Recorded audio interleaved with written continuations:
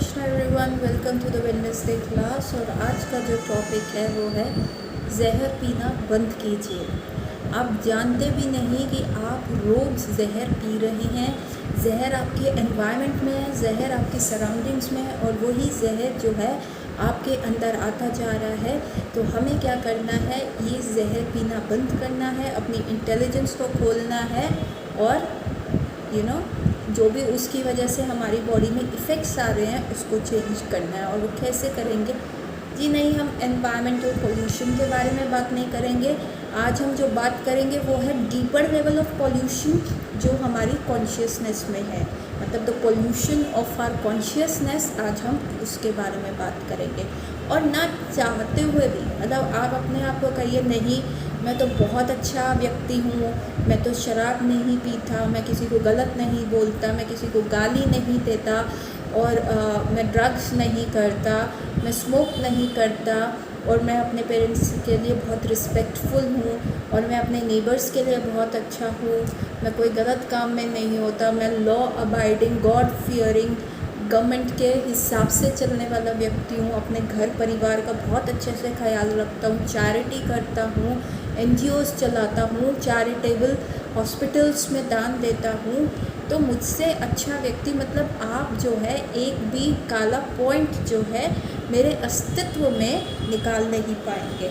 तो ये जो है ये आज का टॉपिक है। तो क्या ऐसे व्यक्तियों में भी पोल्यूशन होता है? जी हाँ, ऐसे व्यक्तियों में भी जो है पोल्यूशन है। आज हम इसी लेवल पे, इतने सटल लेवल के पोल्यूशन की बात करेंगे और जो वो है हमें बताएगा हमारा श्लोक नंबर 45 चैप्टर नंबर 2 का। लेकिन उससे पहले हम करते हैं मंगलाचरण। ओम अज्ञानतिमिरान्धस्य ज्ञानञ्जनशलाकया चक्षुरुन्मीलितं येन तस्मै श्री गुरुवे नमः। नमो विष्णुपादाय कृष्णपृष्ठाय भूतले श्रीमते भक्तिवेदांत स्वामीति नामिने। नमस्ते सरस्वती देवे गौरवाणी प्रचारिणी निर्विशेष शून्यवादी पाश्चात्य देशतारिणी। जय श्री कृष्ण चैतन्य प्रभु नित्यानंद श्री अद्वैत गदाधर श्रीवासादि गौर भक्त वृंद की जय।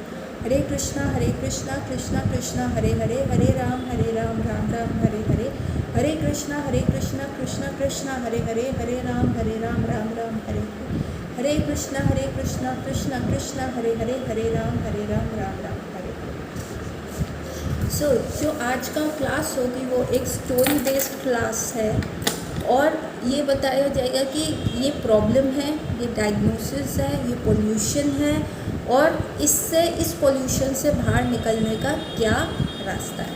तो चलिए पहले हम श्लोक पढ़ें। चैप्टर नंबर 2 श्लोक नंबर 45। त्रिगुणा विश्या वेदा निस्त्रायि गुण्यो भाव अर्जुना निद्रावद्वो नित्य सत्वास्थो निरोग्यक्षेम आत्मवान। इसका अर्थ है वेदों में मुख्यतः प्रकृति के 3 गुणों का वर्णन हुआ है। हे अर्जुन, इन 3 गुणों से ऊपर उठो, समस्त द्वैतों और लाभ तथा सुरक्षा की सारी चिंताओं से मुक्त होकर आत्मपरायण बनो। आत्मपरायण बनने को भगवान कह रहे हैं, मतलब आत्मवान बनने को कह रहे हैं कि जो ये वेदों में 3 गुण लिखा हुआ है, सतो, रजो और तमो, इन तीनों गुणों से ऊपर उठो और आत्मवान बनो। अब ये क्या है, क्या चीज़ है? पहले तात्पर्य पढ़ते हैं श्रील प्रभुपाद द्वारा। श्रील प्रभुपाद की जय। सारे भौतिक कार्यों में प्रकृति के 3 गुणों की क्रियाएं तथा प्रतिक्रियाएं निहित होती हैं। इनका उद्देश्य कर्मफल होता है जो भौतिक जगत में बंधन का कारण है। वेदों में मुख्यतः सकाम कर्मों का वर्णन है जिसके सामान्यतः जन क्रमश इंद्रिय तृप्ति के क्षेत्र में उठकर आध्यात्मिक धरातल तक पहुंच सके। तो बेसिकली वो कह रहे हैं कि यदि आप कोई भी कार्य करते हो ना, तो उसमें क्या है, 3 वेदों जो ये 3 गुण है उसका जो होता है उन्हीं के अंडर ये सारे कार्य होते हैं।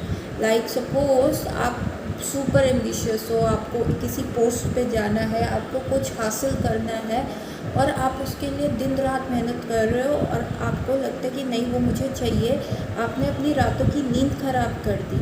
तो क्या होता है, कई बार उसकी वजह से आपका BP शूट हो सकता है, कई बार उसकी वजह से आपका शुगर का बैलेंस बिगड़ जाता है, उसकी वजह से आपकी इंसोम्निया, नींद ना आने की प्रॉब्लम हो जाती है। तो ये सारे क्या है जो इतना आता है ना, विलिंगनेस, इतना die hard cut throat competition में आगे बढ़ने का, वो आता है रजस, मतलब रजस रजस गुण के अंदर आता है। ये रजोगुण की जो है ये दिखाता है।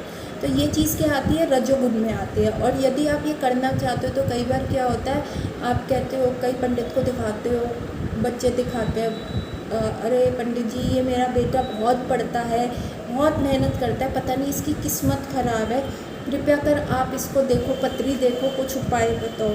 ठीक है, तो जो ये वेद होते हैं ना, ये उपाय बताते हैं कि क्या आप कर सकते हो जिससे आपके स्टार्स जो हैं आपके फेवरेबल में आ जाए, या आपके जो प्लैनेट्स हैं जो उग्र हुए पड़े हैं वो थोड़े काम डाउन हो जाएं। सो जब आप में ये बहुत ज़्यादा कठोर कंपटीशन, किल बिल वाला फील आता है, तो ये आपको रजोगुण के अधीन बनाता है। ठीक है, और जब आप सुपर लेज़ी होते हैं, आपका मन नहीं करता किसी कार्य करने में, आप बस, आपको मन करते बस लेटे रहो, टीवी देखते रहो और खाते रहो, तो ये क्या है, ये तमोगुण है।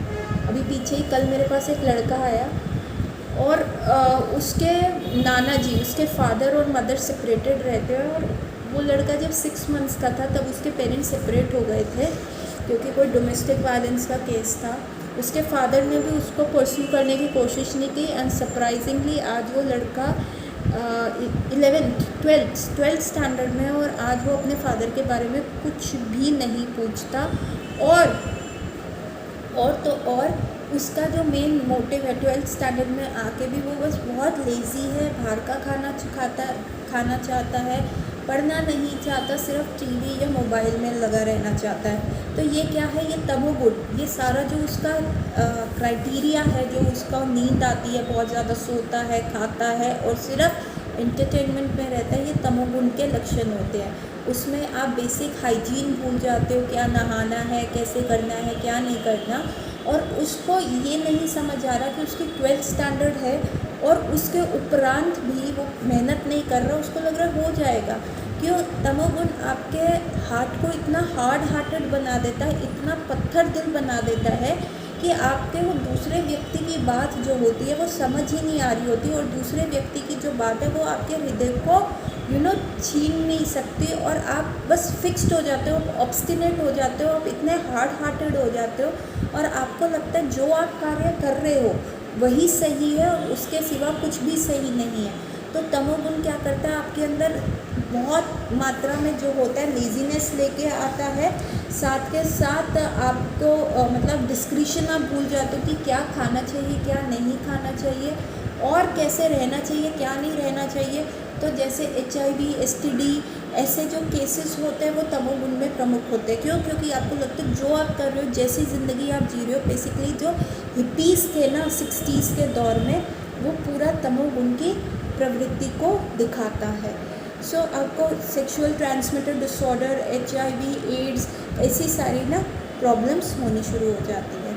और जैसे कि हमने डिस्कस किया कि सतोगुण जी मेरे में कोई ऐब नहीं है, जो मैंने इनिशियल ऑफ द लेक्चर किया था, मैं कुछ खाता नहीं, कुछ पीता नहीं, नेबर्स के साथ अच्छे से बिहेव करता हूँ, चैरिटी करता हूँ, घर वालों के लिए कमाता हूँ, ऑफिस से घर, घर से ऑफिस ही जाता हूँ, इधर उधर कोई इंद्र तृप्ति नहीं करता, बहुत ही सादा सिंपल जीवन जीता हूँ, एक्सेसिवली एम्बिशियस भी नहीं हूँ, ठीक है, अपने काम के प्रति सिंसियर हूँ। तो ये क्या होता है, ये सतोगुण दिखाता है। अब आप कहोगे सतोगुण में तो इतनी अच्छी क्वालिटीज़ है, तो फिर हम सतोगुण से क्यों ऊपर उठें? सतोगुण में क्या होता है, आपने अगर पूरा सेंटेंस सुना होगा, मैं ये करता हूँ, मैं वो करता हूँ, मैं ऐसे रहता हूँ, मैं किसी से नहीं बोलता, तो उसमें आप क्या सुन रहे हैं, मैं। ठीक है, तो सतोगुण में क्या होता है कि आप कितने भी अच्छे रहें, आप कितनी भी तपस्या क्यों ना कर रहे, लेकिन आप बहुत सारी चीज़ों की इंद्र तृप्ति से बच रहे हैं, आप अपने आप को फास्टिंग में डाल रहे हैं कि हाँ मुझे ये नहीं करना, वो नहीं करना परंतु एट द सेम टाइम आप फीस्टिंग कर रहे हो, आपका ईगो फीस्ट होता है, तो उसमें जो गंध आती है थोड़ी, हाँ मैंने किया, मैं अगर अपने परिवार का पालन पोषण नहीं करूँगा तो कौन करेगा, मैं नहीं करूँगा तो कौन देखेगा, अरे मैंने बहुत अपने परिवार के लिए इन्वेस्टमेंट करी, अरे मैंने इस हॉस्पिटल के लिए चैरिटेबल किया, मैं NGO चलाता हूँ।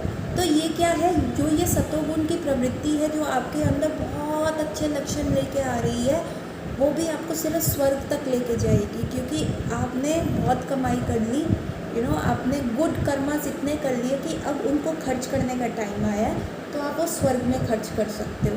ऐसे ही होता है ना, अगर मेरे पास ज़्यादा अच्छे पैसे होंगे तो मैं जारा और H&M जाके शॉपिंग करूँगा, मेरे को अपनी पॉकेट के हिसाब से देखना होगा।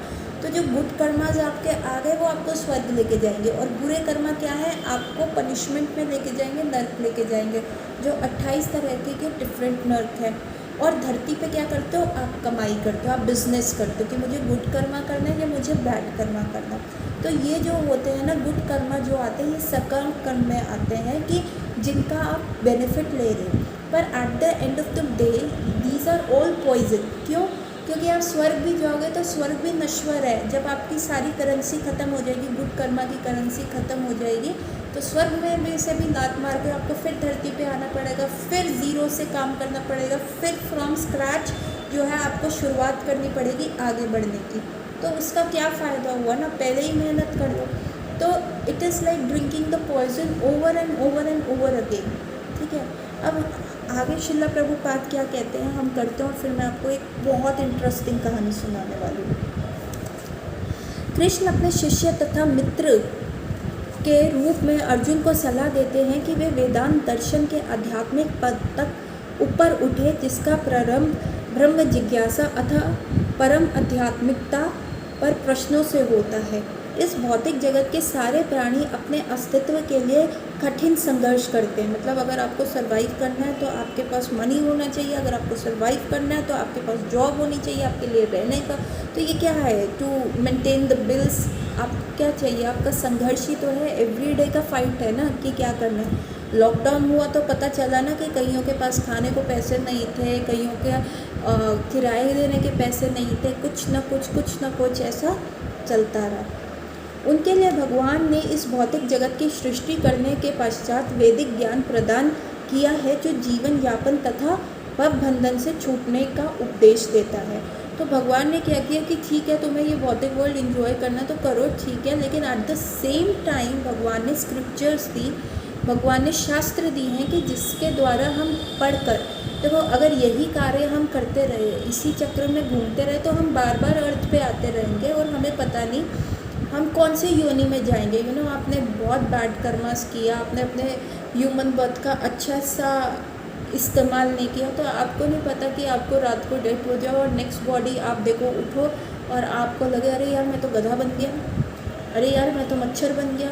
तो नेक्स्ट बॉडी आपको कैसी भी मिल जाए, क्यों? क्योंकि उसमें आपका वो पनिशमेंट है, आपकी भोगना पड़ेगा जो आपने कार्य किया है। ठीक है, अच्छा कर्म करोगे तो स्वर्ग भोगोगे, गंदा कर्म करोगे नरक भोगोगे, या ह्यूमन बर्थ वेस्ट कर दिया और ट्रांजिएंट में रहे तो 84 लाख योनियों में भोगना पड़ेगा।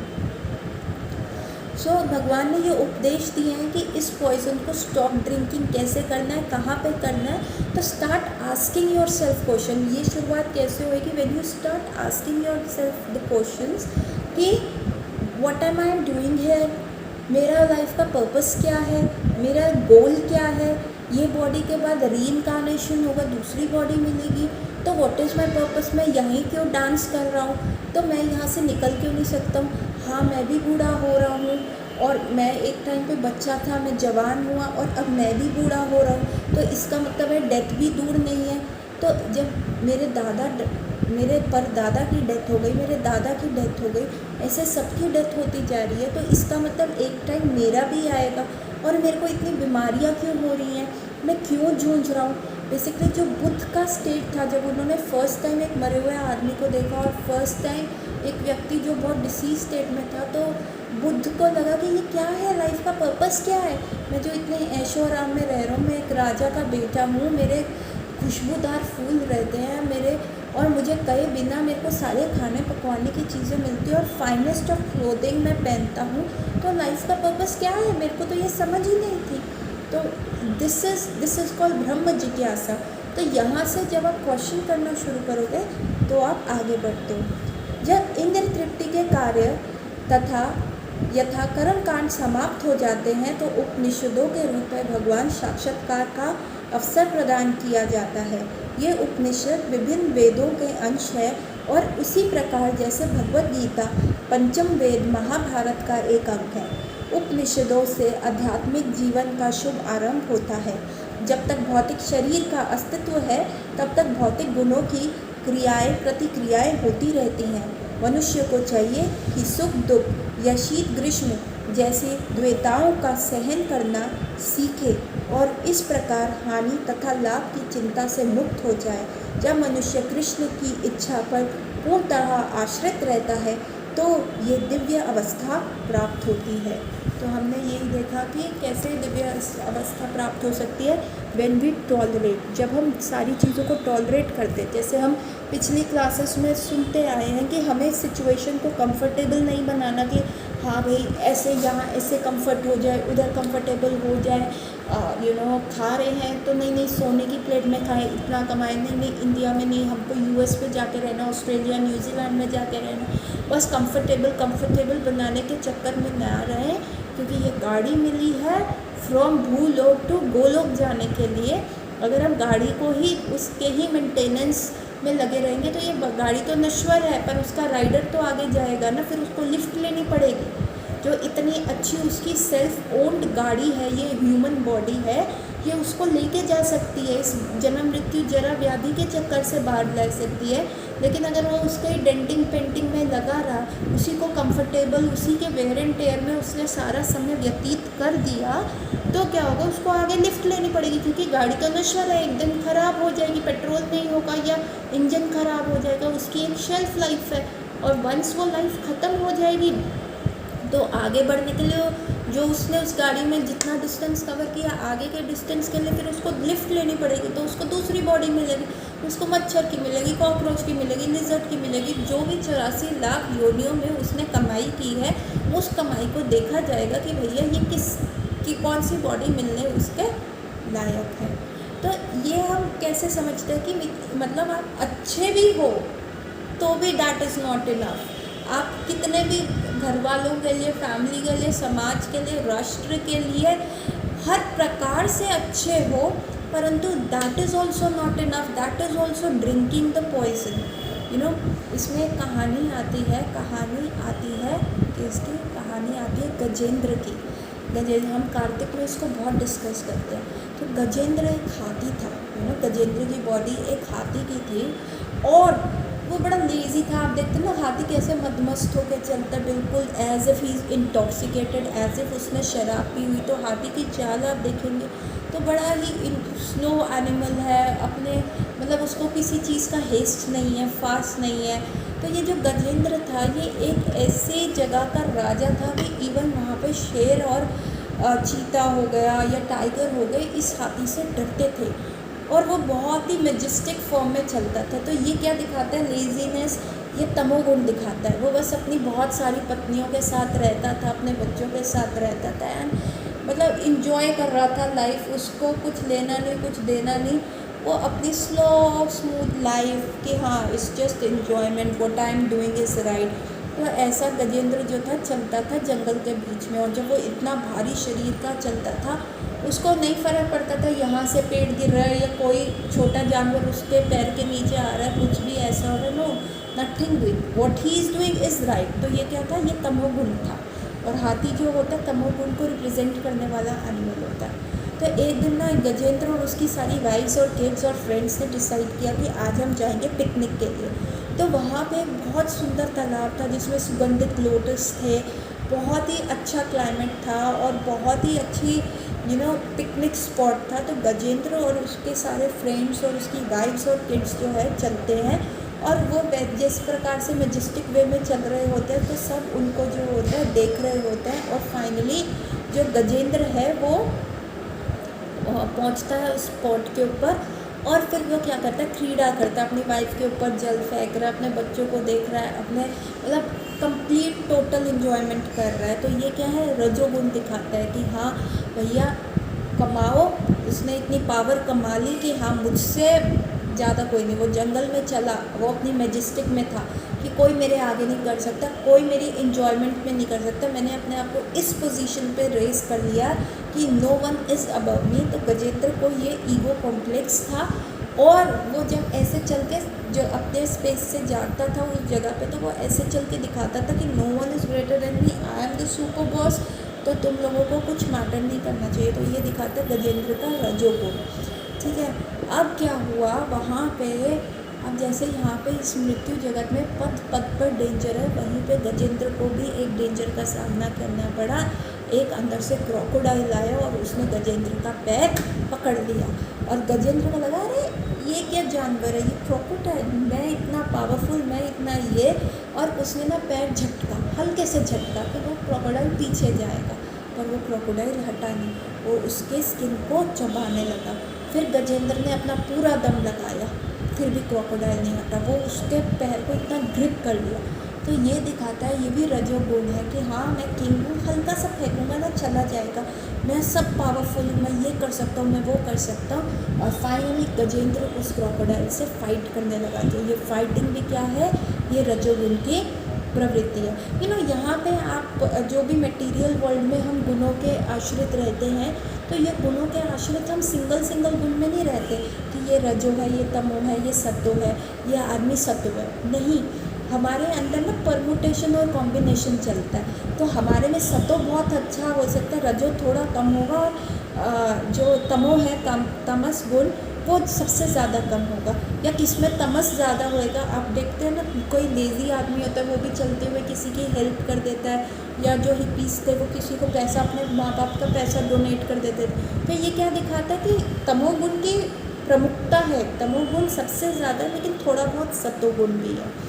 और रजो भी होता था कि नहीं मेरे को यहाँ जाना है, या घूमना है, ये जो भी उनमें होता था। तो हमारे अंदर जो होता है ना, सतो, रजो और तमो, तीनों का परमुटेशन कॉम्बिनेशन होता रहता है। कभी सतो सबसे प्रमुख हो जाता है, कभी रजस कभी प्रमुख हो जाता है, कभी जो होता है तमस बहुत ज़्यादा प्रमुख हो जाता है। तो उसी प्रकार इस हाथी में भी रजो, तमो और सतो की वो कभी कोई प्रमुख हो जाता है, कभी कोई प्रमुख हो जाता है। तो अब गजेंद्र को ना, और वो क्रोकोडाइल को क्या था, होम ग्राउंड एडवांटेज था कि वो उस पानी के अंदर जो था वो रह रहा था, उसको कंप्लीट होम ग्राउंड एडवांटेज था इसलिए। और गजेंद्र क्या था, वो तो लैंड का एनिमल है और वो यहाँ पे आ गया।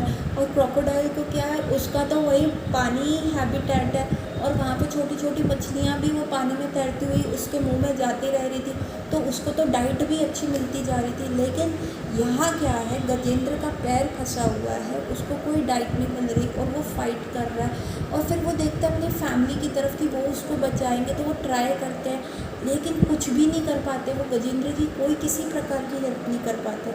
दिस रिप्रेजेंट की डेथ जब आती है ना, तो हमारे फैमिली मेम्बर, इवन माँ बाप को लगता है वो अपने बच्चे को हर प्रकार से सेव कर पाएंगे, लेकिन जब डेथ आती है तो एक माँ बाप भी हेल्पलेस हो जाते हैं। उसी प्रकार ना गजेंद्र की फैमिली को लगता था they are the most powerful influential family उस पूरे जंगल में, और उसके बावजूद क्या है, वो Gajendra the king of the jungle की जो है हेल्प नहीं कर पा रहे, और वो वेट कर रहे हैं कि क्या होगा। वो उसके दोस्त आते हैं, वो नहीं हेल्प कर पाते, बीवी बच्चे कुछ नहीं। और इतना टाइम लग रहा था गजेंद्र की फाइट में कि फाइनली उसकी फैमिली उसको अबंडन कर जाती है, नहीं भाई हमें तो जीना है, बच्चों के लिए तो करना है। और गजेंद्र उनको जाते हुए देखता है, और उसकी आंख में अश्रु होते कि भैया इस फैमिली के लिए आई वर्क सो हार्ड, इस फैमिली को इस स्तर पे लाने के लिए मैंने अपने रजों को इतना निचोड़ा कि हम एक इन्फ्लुएंशियल फैमिली बन पाए, और अब विपदा के समय ये मेरे को छोड़ के जा रहे हैं।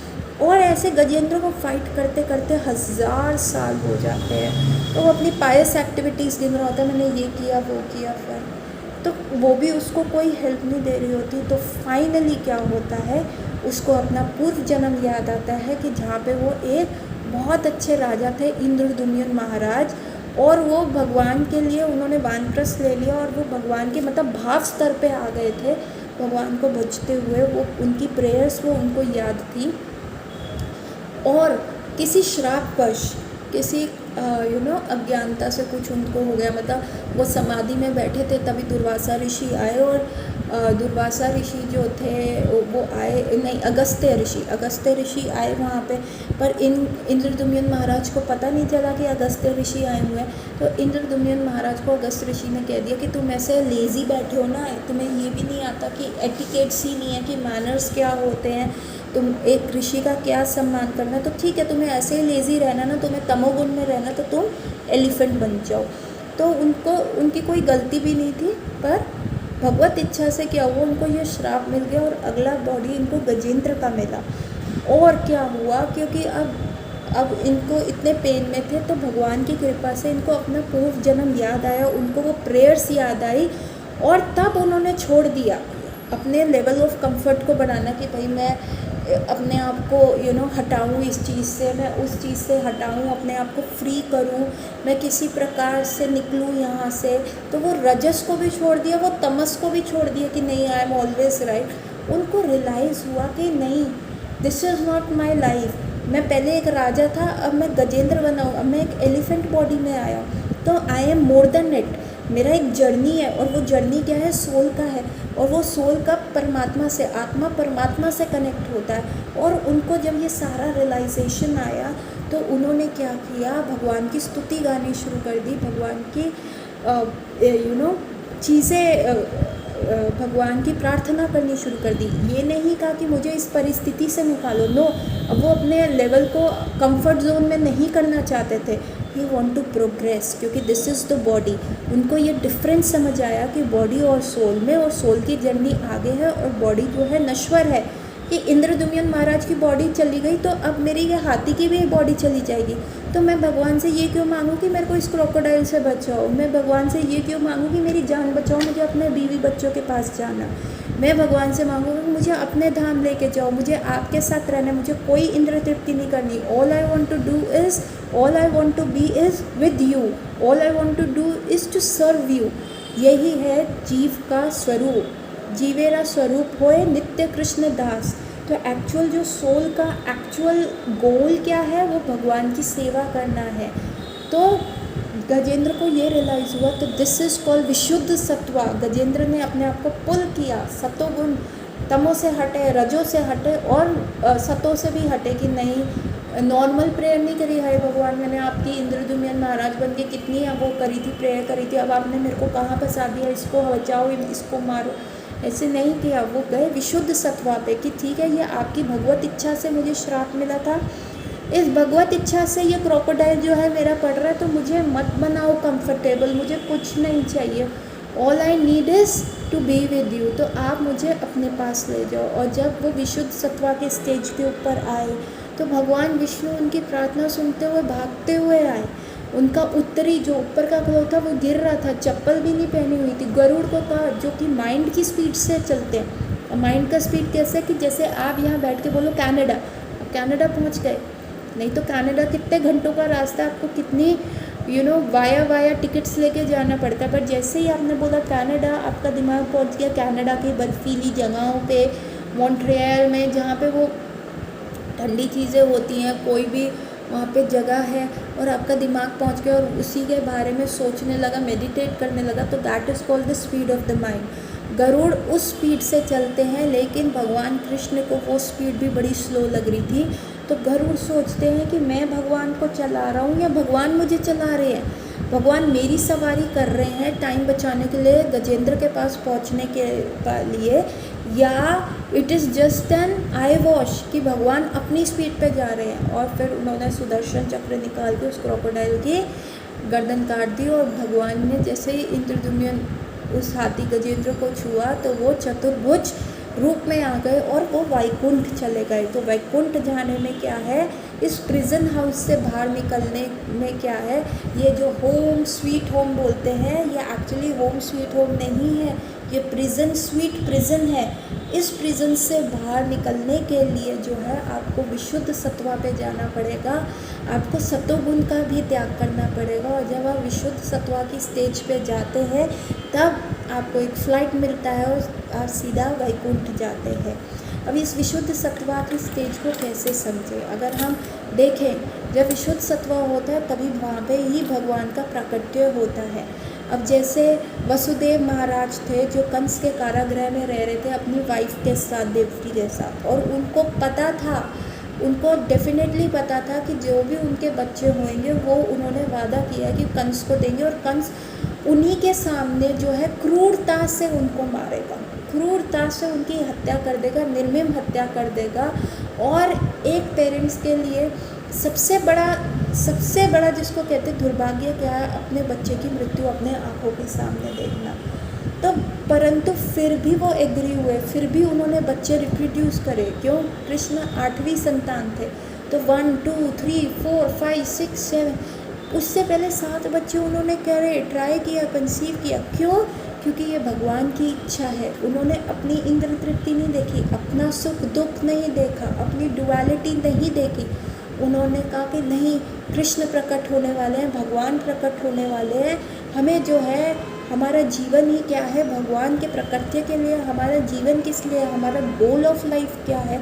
तो ये जो मैं रियल प्रिजन, वैसे ये वर्ल्ड जो है दुखालय शाश्वतम है, ये प्रिजन ही है, लेकिन वो तो रियल प्रिजन हाउस में रहते हुए, सब जानते हुए कि क्या मेरे बच्चों का फेथ होगा, परंतु कि भगवान हमारे से उत्पन्न होंगे, ये भगवान चाहते हैं, तो वो सहते रहे, अपने बच्चों को खुद जो है देके आए। और जब भगवान कृष्ण प्रकट हुए तो भगवान कृष्ण को वो स्वयं, जब भगवान ने कहा कि मुझे जाओ तुम यशोदा मैया के यहाँ गोकुल में छोड़ाओ, तो स्वयं जो है कृष्ण की आज्ञा पालन, ये भी नहीं सोचा कि मेरे वचन क्या है, मैंने कंस को वादा किया था कि मैं अपने बच्चे दूंगा, नहीं, भगवान के आगे कुछ भी नहीं, भगवान के आगे अपना दुख भी कुछ नहीं, भगवान के आगे अपने वचन प्रतिष्ठा ये सब भी कुछ नहीं, बस all in all, one in one is Krishna, one in one is the instruction of the God. और ये जो होता है जब हम उस स्तर पे पहुँचते हैं, इसको कहते हैं विशुद्ध सत्वा,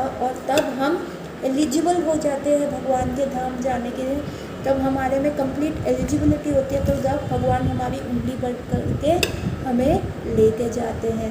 तो ये जो हम पॉइजन ड्रिंक कर रहे हैं ना गुडनेस का, कि हाँ मैं तो चैरिटी कर रहा हूँ, मैं ये कर रहा हूँ, मैं तो कुछ नहीं बोलता, मैं गाली नहीं देता, मेरे में तो कितनी गुड क्वालिटीज़ है, या रजस, yes I have to be over ambitious, I have to kill it, I have to go ahead, मुझे वहाँ जाना है, मुझे अपने आप को इस्टेब्लिश करना है, मेरी 7-10 पुश्ते बैठ के खाए।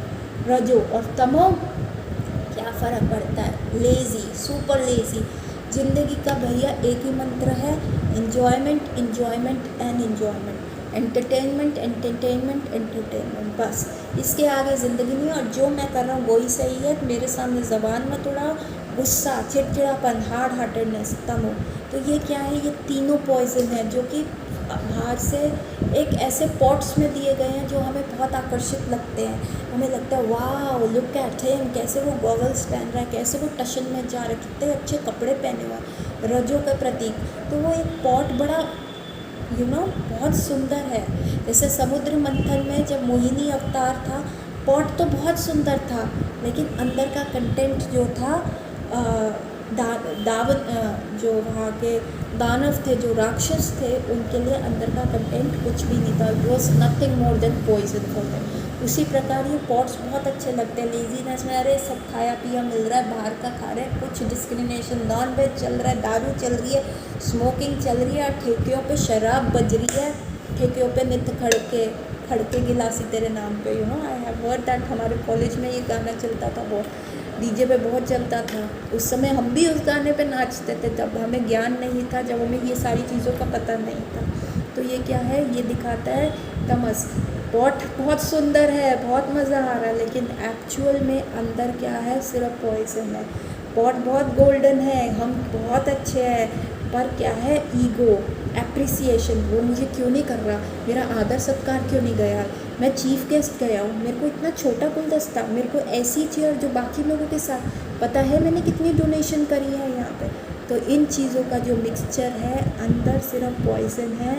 ये जो है आपको रियलाइज़ करना पड़ेगा कि this is not a good place to stay in, this is sweet home, sweet नहीं है, होम स्वीट होम नहीं है, this is prison, sweet prison है। और इसके निकलने की चाबी क्या है, विशुद्ध सत्वा, फॉलोइंग द इंस्ट्रक्शन ऑफ भगवान, भगवान को अपने सेंटर में लेके आइए, प्रयास कीजिए, एंड ऑफ द लाइफ तक कर पाएंगे। हमारे आचार्यगण जो है, अगर आपका प्रयास बहुत सिंसियर होगा, यदि आप में दृढ़ता होगी, डिटर्मिनेशन होगी, उत्साह होगा, इंथुजियाज़म होगा, तो आप इसको फॉलो करके एंड तक पहुंच पाएंगे, आप उस लेवल पे आ पाएंगे और पॉइजन को पीना बंद करेंगे। So with this take home message I will like to end my class here, और हम मिलेंगे अगली क्लास में अगले टॉपिक के साथ। और ये पॉइजन अगर हम ड्रिंक करना बंद करेंगे तो हम डिसीज़ फ्री भी रहेंगे। BP, sugar, diabetes, sexually transmitted disorders, corona की तरफ इम्यूनिटी कम होना, लो इम्यूनिटी, कोई भी ससेप्टेबल इन्फेक्शन पैच करना, तो ये सब क्या है? ये रजो तमो और सतो का परमुटेशन और कॉम्बिनेशन ही है। तो हम यहीं पे हमारी सफरिंग शुरू हो जाएगी।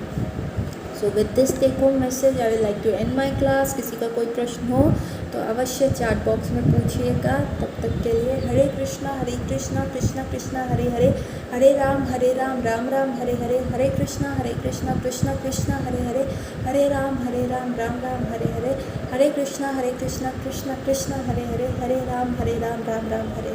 हरे कृष्णा एवरीवन, हरि बोल। We will meet next Wednesday.